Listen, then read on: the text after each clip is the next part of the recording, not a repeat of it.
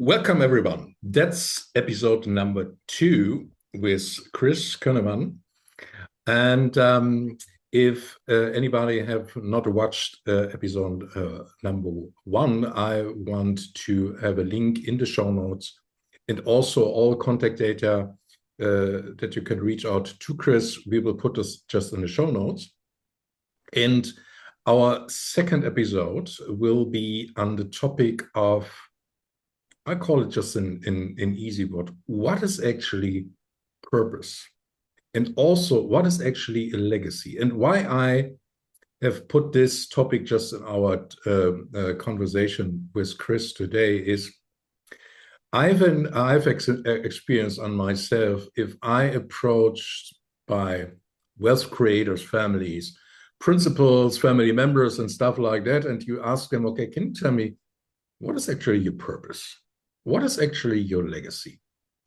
And unfortunately, in many, many cases, you look in empty eyes because on the one hand, there is nobody having clear description what is actually a purpose and how I can find my purpose. What is the purpose of my life? I mean, that's just the initial discussion or initial question who have hopefully everybody is confronted of, but also what could be the purpose and the legacy of my entire family. So once again, hello, Chris.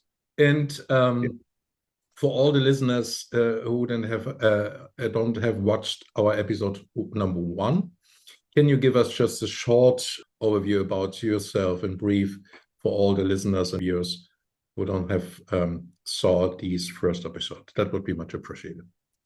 Sure. And I just wanted to say I love how you say it's the easy conversation about purpose. I mean, I think there's whole libraries written about this, but I think we are going to have an easy conversation about it. But I love the phrasing of it. Yes.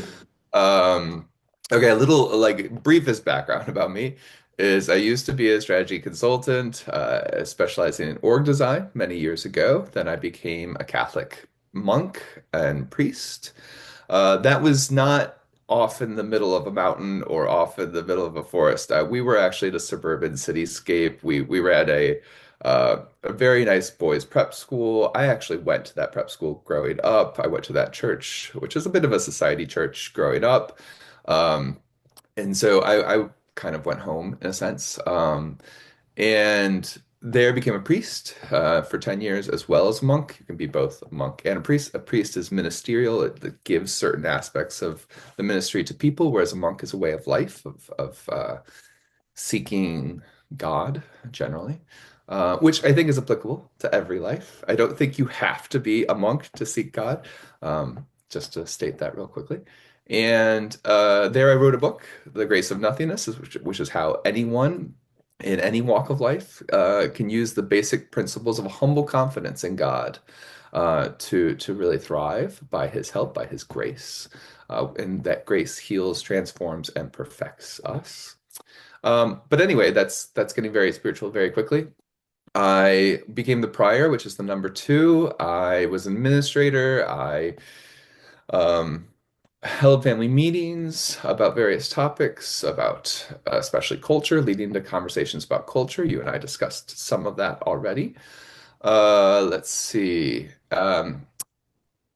For reasons you can listen to on the previous podcast, I went out to the Appalachian Trail and walked that for 2,000 miles, which was its own spiritual exercise. Like that was a transformative event for me. A bit of a, ooh, I dare say it. It's a little boastful, but I dare say a hero's journey. Like I had to go out and on this great journey and learn more things about myself and arrive at a new spot, which is now being a family advisor and coach. And I believe that I have gifts to bring in this new way. So I'm absolutely convinced about it, Chris. So there's no doubt. So here is just a little story I will bring in our discussion today, and the story is um, I've met in Wealth Creator. He was in the generation 1. He was a very successful entrepreneur. He was very great what he have done and what he have built up. and he was in his mid 30s, so you can call it he's very young.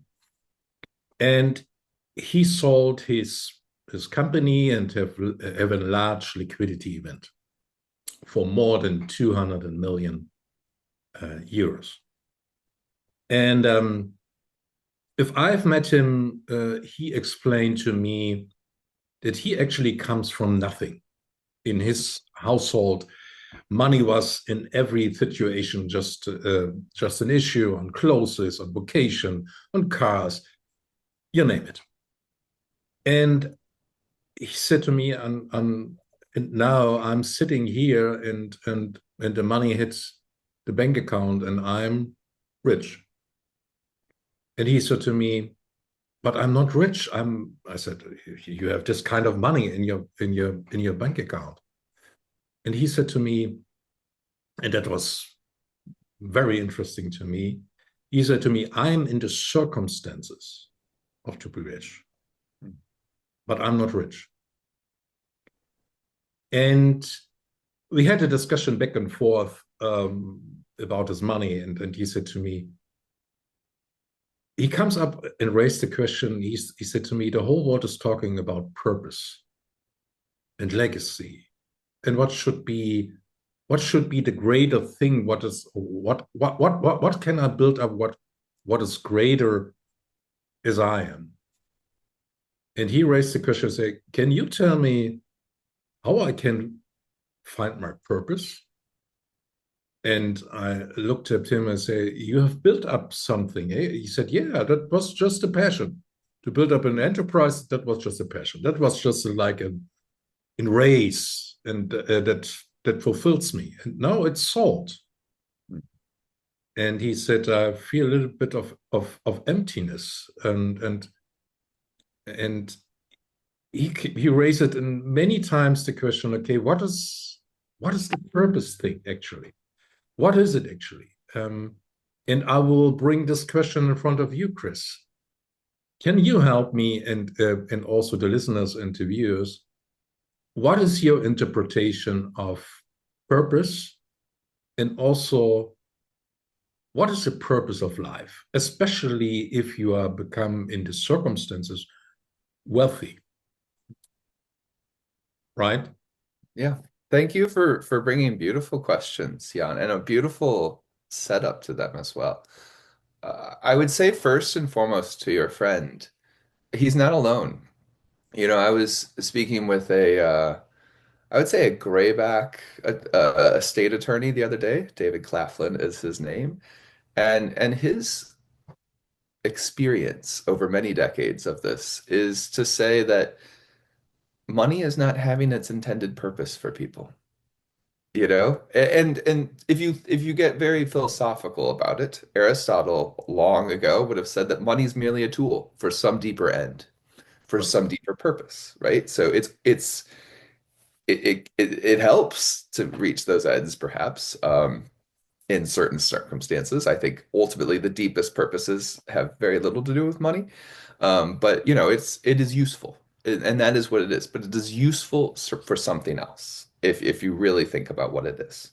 Right. Whether that's in the darker ways, power, or or whether it's on the brighter side, love. Like Right. it's merely useful for something else. Uh, Telos is the Greek word for purpose. Mhm. And I happen to do a bit of coaching that's called teleological coaching. So, how to find the goals that help you to reach your purpose. And I come at it from two different points of view. One is from a kind of a universal point of view, which I hope to meet anyone there and discuss any of these beautiful topics on that level. Or I am Christian, I am Catholic, and I can come from my own point of view and speak from my own tradition, dialogue with any other tradition, but to help people to think deeply about this topic. And so I have, like I said, my own book on this where I worked out my own tension with God on this topic. So I could talk deeply on the Catholic level, mystical level as well. And so I've two spiritual balance sheets. One is on the universal, and one is on the more explicitly Christian, just to let either group mull over some of these topics. Yeah. So these are the universal teleological topics. And you'll see on the left, the topics I've chosen are pretty generic. Friendship, uh, identity. These are the types of things that we want to talk about when we talk about things that are more important to us as individuals. Purpose, we're going to talk about that a lot today. Generosity in actions, appetites, values, and vulnerability. Yes. So, um, let's just stick at friendship for a second because I think it's an entry level topic for us all. I think we've all known friends who are transactional, right? We all know friends who are there for the good times. Maybe they're pleasing friends, as Aristotle puts it. Maybe they're useful friends, as Aristotle puts it. But they're just there for the easy times or the collaboration, say they're coworkers or whatever. And there is an aspect of that's more they're more interesting than interested, right? They're fun, some perhaps. And you can move to the next level of being transformational, just being a gift to others. And that's a psychological term. But you become really interested in others. You become someone who's present to others and a gift to others just to be so. And that's a much deeper form of friends. And we've all encountered those friends and know what a value they are for our lives. And then you have those select few that are foxhole friends, right? Who are just there with you in the hard times, or they'll be there with you in anything, but you can count on them and share deeply with them and trust them during the hard times. And they're foxhole friends. Um, and the primary characteristic there is that they're on a journey with you through life. And maybe they have a common reason to be on that journey with you in life. And again, that goes back to Aristotle about the deepest form of friendship. When we think of these spiritual topics, teleological topics, identity is a core one. And I don't mean to go through all these on this spiritual balance sheet. I just want to highlight a few. But I think I would challenge people that your identity should be intrinsic to yourself. You should not be putting your deepest worth in something or someone else.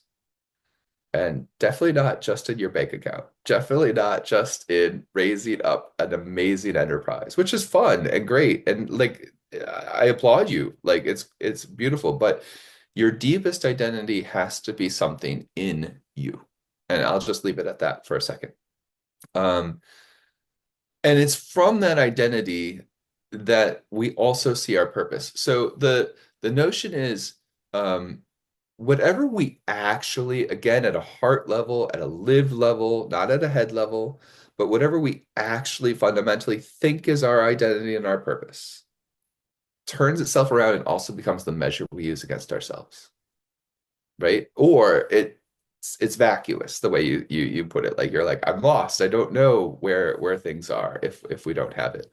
Um, and I think it's a stepping stone. There's a maturation process where first you're just seeking autonomy, right? Maybe even freedom as a very young person. And those are good as a young person. Like you need to differentiate yourself. You need to individuate. You need, you want your children to individuate and find themselves and find their own dreams.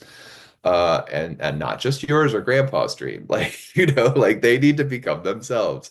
And eventually, you'll mature into seeing, okay, fine, success or esteem or legacy as the next step in that process. Um, but eventually, I think you really want to just be like, no, who am I?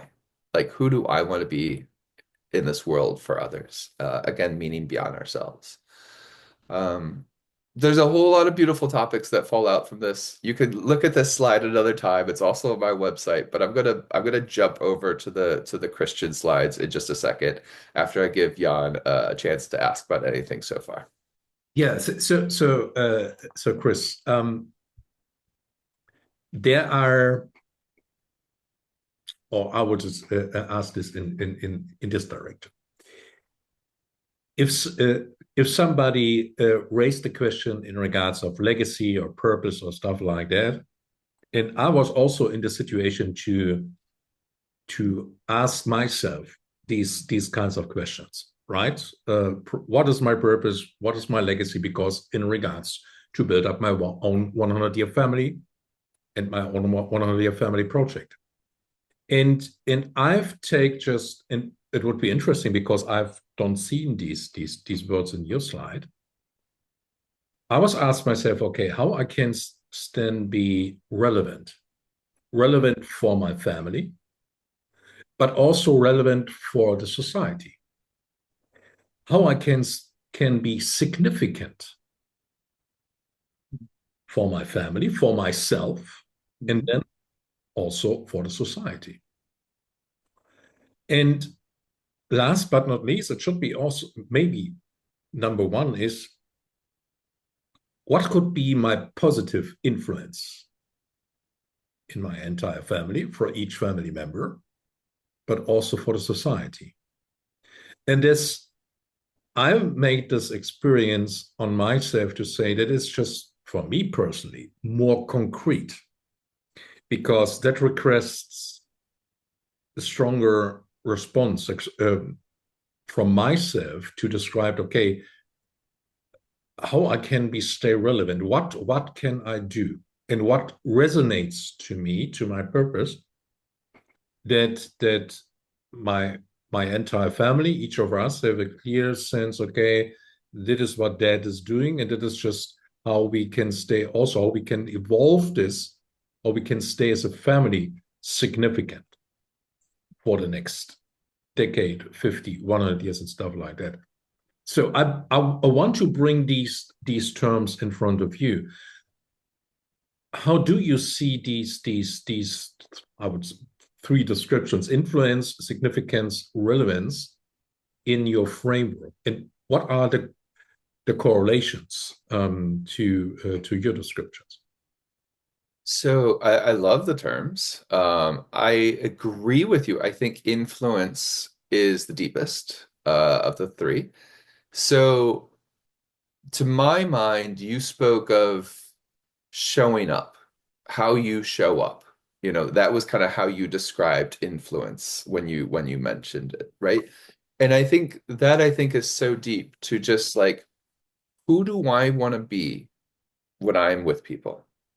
Like, how do I want to be present to people, for example, right? Like, a basic psychological thing. How do I want to go take care of my needs in my own way when like there's the appropriate time for that? And then how, when it's the appropriate time, could I bring my full self to just focus on other people and, you know, and be a gift to them? Yeah, That being that description of influence, I think really starts to speak to something intrinsic of I just want to be a good influence, right? I want to do good, will the good of others and be good to others, right? And that is who I am.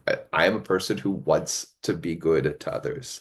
And what a beautiful thing that is, right? I think that's the deepest. right. And I think within that framework of willing the good of others, you can start to say, okay, where can I really do that in a relevant way and in a significant way?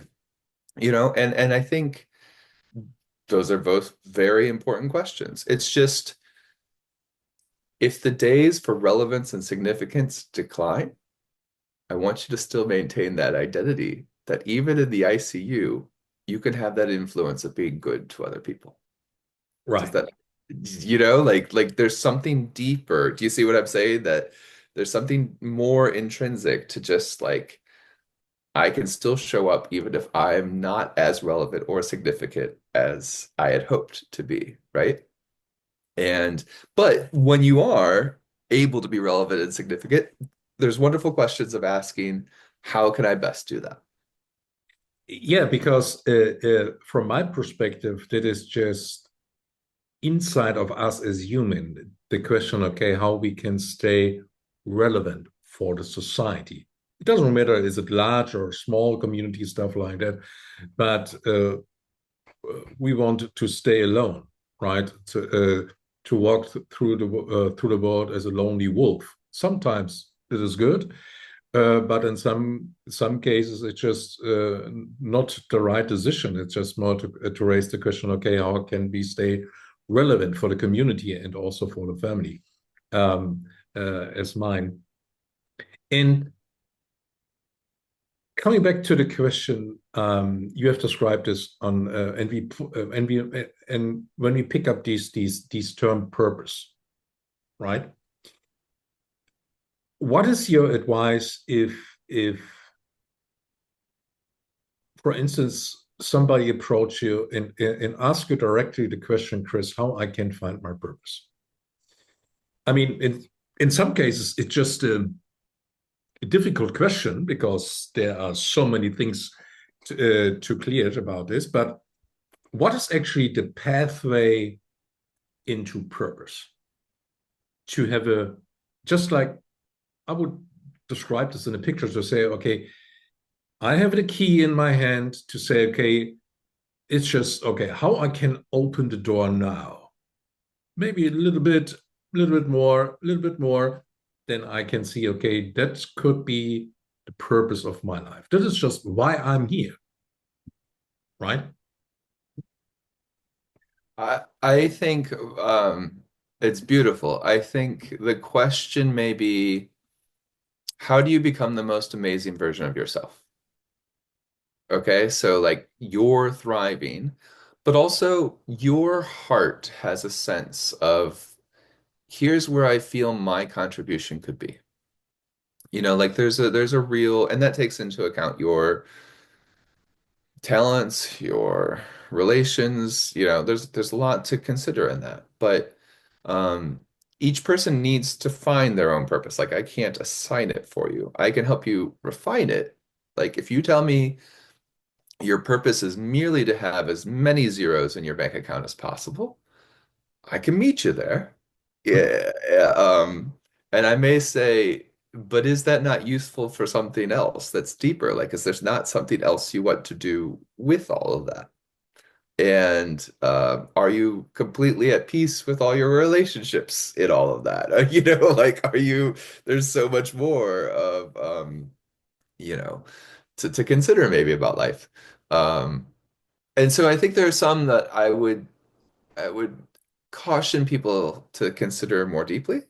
But ultimately, I think people need to find their own expressions. I think your expression of influence, relevance, and significance is beautiful, right? I think that's gorgeous. Um, but just how are you going to be the most amazing version of you? That was a purpose-based interview question I used to give when I was hiring people. I would say, how does this job make you the best version of you? This is good. And I'll tell you once we had an amazing candidate who just, and I didn't see it coming, who simply broke down at the question.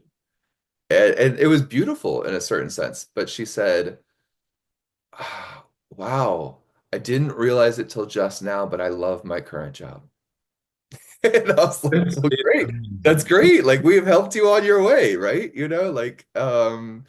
And so that's one entryway I would make into it. Um, I would also share my own testimony of what brings me Yeah, purpose. And please. I think that does bring us to our next set of slides, if you don't mind. So this is the Christian spiritual balance sheet. Uh, has overlap with some of the same questions, but is more targeted, at least because I'm more confident in this that there's a certain answer to some things here, in if you take the Bible into account, for example. And identity, um, they talk in the spiritual life about three stages. One is the beginner who's kind of left behind their old life, but they kind of have this notion of, okay, God, I'll go to church if you give me the picket fence, the American dream, like if you give me what I want. Um, and then eventually that deepens into, okay, I noticed that there's some spiritual gifts and there's some deeper things I want to seek, and now I'm here to seek those. And that starts to see an identity that's more related to like being a spouse or a parent or a vocation. and having, we would say, in a more relationship with God, whereas the first one's just more like vocal prayers, like "give me," and the second one's more like, "No, I think there's something to to experience here." And then the third is being a beloved child of God with unconditional belonging. And I have a beautiful reflection that I've come across that helps a person to realize that if God's ultimate personality is to be a gift of self, and I'm here thinking of the parable of the prodigal son, which is also called the parable of the good father. If that's like the basic, simple description of God's personality, that father that welcomes you back unconditionally, no matter what, puts the ring on your finger, no matter what, embraces you, even though you've squandered everything and run away and caused heartbreak. Then at the flip side of that, I am a beloved child no matter what. And that's, I think, so beautiful. It comes now to a deeper purpose, which I think is to love and to be loved. I think that's my answer for life. Um, and not just to change the world, which is kind of a more simplistic way of putting it.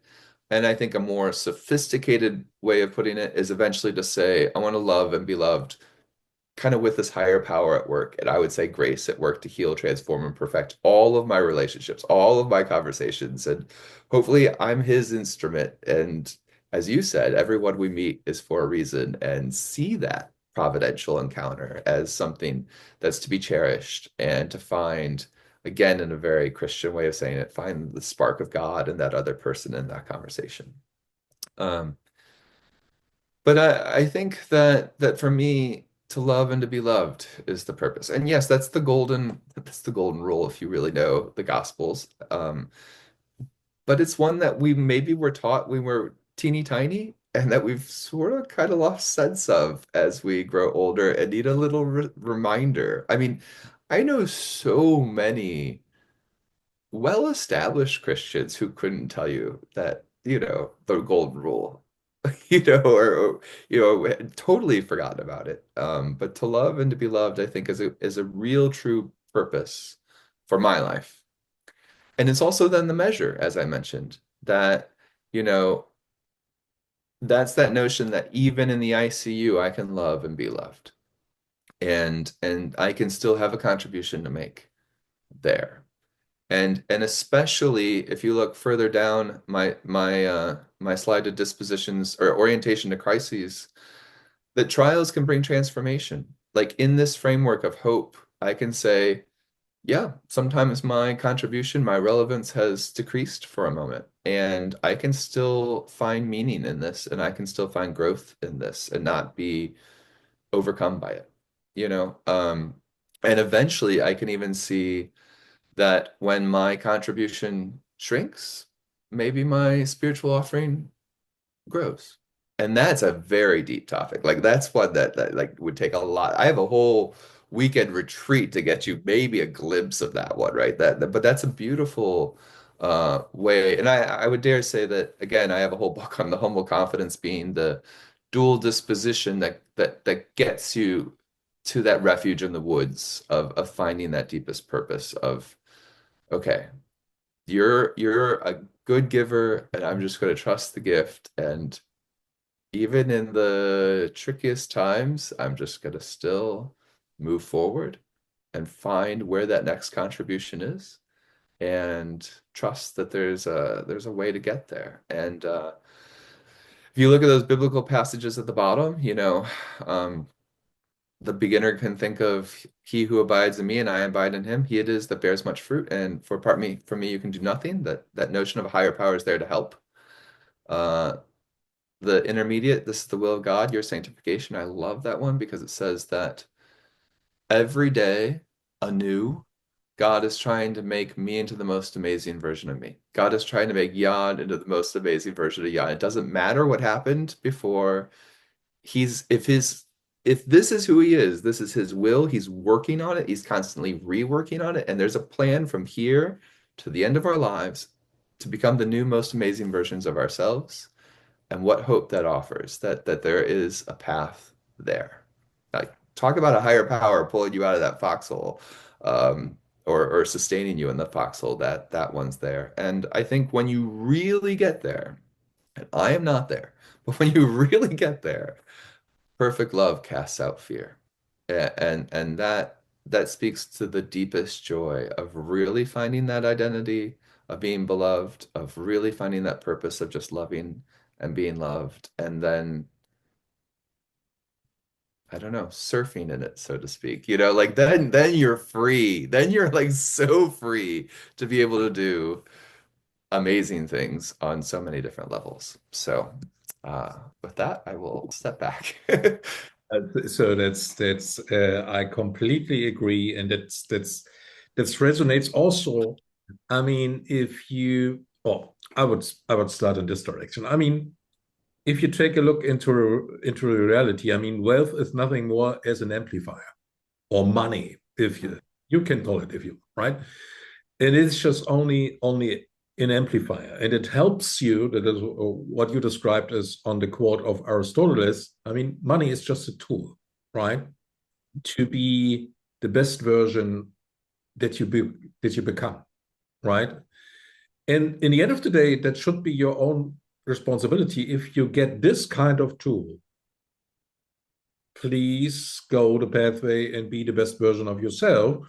But if if you do this and other individuals will see this, then you are the beacon, right? You turn Hmm. the light off and encourage and empower others to do the same. Yeah. And it is also my mission. I mean, to build up families just as a tribe, as a strong tribe. Yes, and there's a strong ground foundation.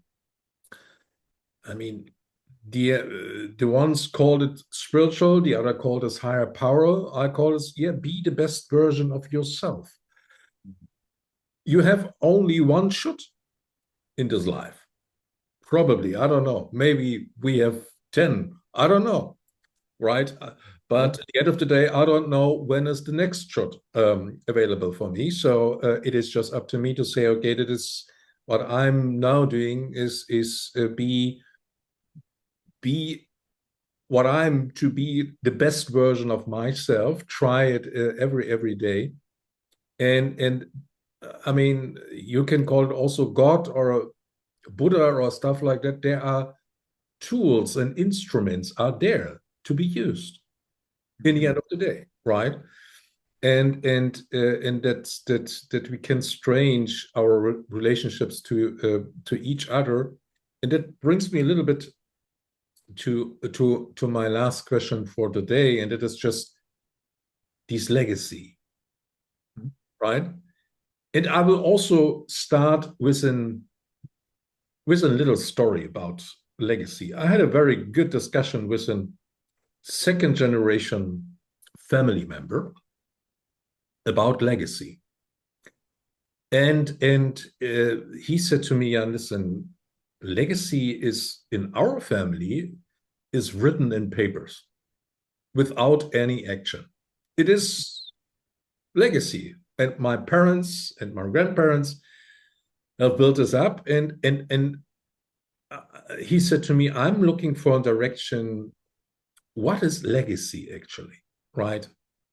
And that is what I've recognized also in many cases. We have solved today a little bit these term purpose.